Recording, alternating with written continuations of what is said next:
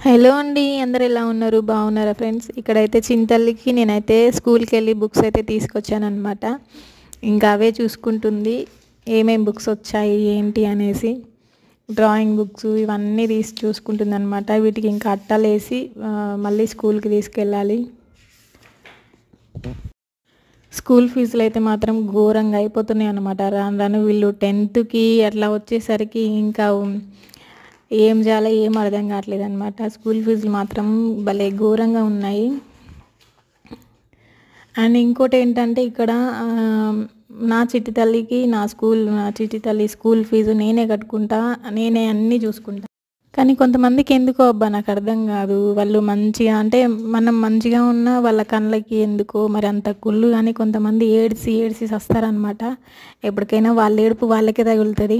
మనం మంచి మార్గంలో వెళ్తే మనకి ఏడుపు ఏ ఏ కుళ్ళు శకలైనా మన దగ్గరికి కూడా రావు. నేనైతే ఇదొకటే నమ్ముతాననమాట. ఇంక ఇక్కడ వచ్చేసి అయితే చింతల్లి అన్నీ తీసుకొని చూసుకుంటుంది. ఇది డ్రాయింగ్ బుక్కు, ఇది ఇంగ్లీష్ బుక్కు, ఇది హిందీ బుక్కు, ఇది తెలుగు బుక్కు అనేసి అన్నీ నేను తీస్తూ ఉంటే తీసిస్తుందనమాట. కానీ ఈ లగేజ్ ఎట్లా మోస్తుందో నా చిట్టి తల్లి. ఇన్ని బుక్స్ ఉన్నాయి.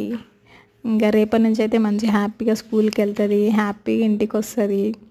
ఒక 1 మంత్ నుంచి ఇంటికాడ ఉండి అసలు బోరింగ్గా ఫీల్ అయిందనమాట. ఇప్పుడు ఇంకా స్కూల్ కూడా వెళ్ళిపోతుంది రేపటి నుంచి. ఇంక ఇవన్నీ తీసి చూసుకుంటుంది. వీటికైతే అట్టాలేసి మళ్ళీ స్కూల్ తీసుకెళ్ళి ఇచ్చేయాలన్నమాట. అవసరమైనవి మళ్ళీ మనకి ఇంటికి హోంవర్క్ లాగా ఇస్తారు. అంతేనండి. బాయ్ మరి.